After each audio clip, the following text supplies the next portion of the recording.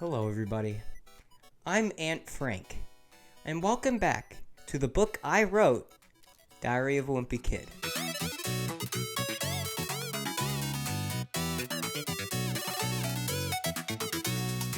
Hey guys, it's me, Goody J. I'm back with part 2 of our Diary of a Wimpy Kid ranked series, where we will rank all of the Diary of a Wimpy Kid books, just the Diary of a Wimpy Kid books. Now, if you haven't watched my last video, basically I go over the whole plot, the whole overarching plot of what Diary of a Wimpy Kid is.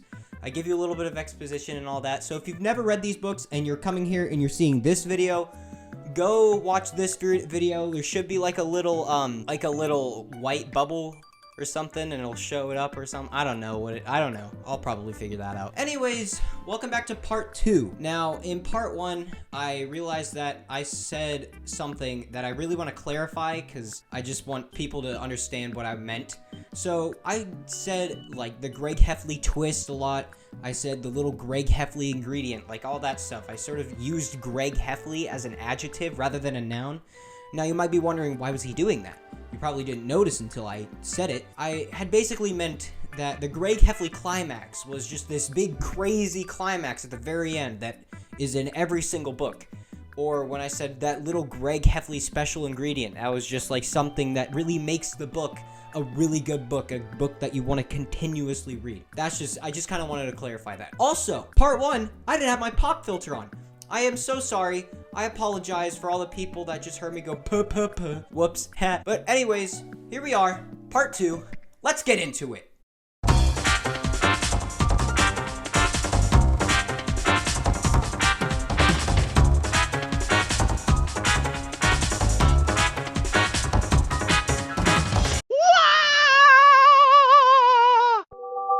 We're starting off with just an okay book. For number 10, I've chosen Wrecking Ball. This is Wrecking Ball. The plot is very straightforward, but it's kind of stressful. Now, it basically involves Greg and his family, and they're renovating their house. Now, you might be wondering how they get the money to renovate that house. Greg's mom's aunt passed away, and they came into a large sum of money, and so Greg's mom thought it would be a good idea to spend the money on renovating a house, and it gets out of hand really fast. Of course, Greg, being his usual self, is very insensitive to the whole thing. He acts like everything revolves around him. It's kind of annoying, but whatever. Things get out of hand really quick, like I said. At the very end, it is quite the climax, I will say that. It's not an amazing climax, but it is a climax.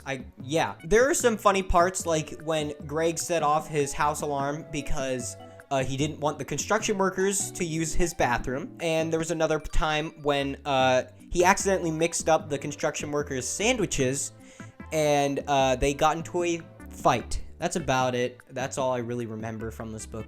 It was kind of stressful, so that's why I'm putting it at number 10, and it was stressful in a bad way. Okay, so for number 9, we have The Getaway. This is The Getaway right here. This one basically tells the story of Greg and his family's vacation to their parents' honeymoon place that they went on their honeymoon. I don't know how to phrase that. It was basically a beach resort. When his parents had their honeymoon there, it was just a full beach resort. But when they went, it was split into 2 sides, the wild side and the mild side. And I'm pretty sure you can tell the mild side was for children, like children and families, and then the wild side was for like adult young couples type thing.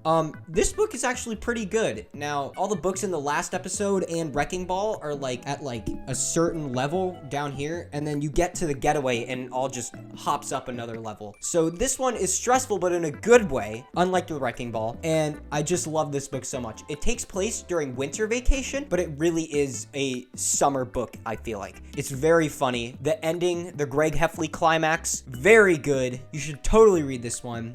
It really doesn't have to follow a chronological order with these books until you really want to know the chronological order, I guess. This is a good book. It wouldn't matter if you started with this one, but yeah, this is an awesome one.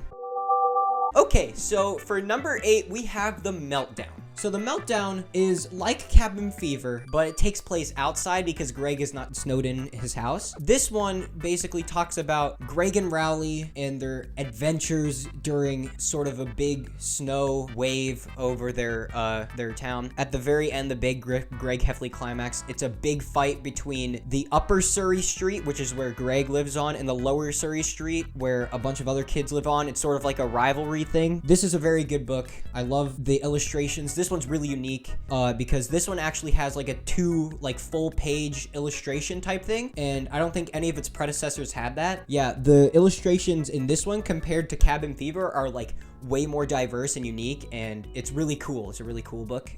Yeah, this one gets number 8 on my list. Yeah. Okay, another hard decision, but at number 7, I'm gonna have to say Old School. So here's the Old School. I've heard some things about this book, and people are saying it's not very good. I've watched other videos of people ranking this book. They're putting it way lower. They're putting it in like 12 or 11, but this gets a 7. This one was my favorite book until I reread the entire series again, and then I realized it's not as good as these ones, but it's still a very good book. Don't get me wrong. Don't listen to those other people that give it crap. It's a good book. It takes place during close to summer break, I guess you could say, I think. And the first half of the book is basically Greg unplugging, and he has to be out in nature, and he's like, oh, it sucks, and bleh. And then the second half, he goes on a field trip to this summer camp place called Hardscrabble Farms for a week, and he does all this outdoorsy stuff. The ending is really funny. I like the part when Greg's dad shows up after Rowley's dad gets sent home for ticks. It was really funny. I liked how all the other kids in the cabins acted. There was this one kid who ate a bar of deodorant. Yeah, this was a really good book. I feel like this one sort of encapsulates how you fantasized a summer camp book to be, but really in reality that's not what summer camp is at all. But yeah, this one's definitely a really good book. I recommend you read this one as well. Finally, we have number 6, the last book for this video, and I'm so sorry. I'm so sorry, but I'm gonna have to go with Dog Days. I know.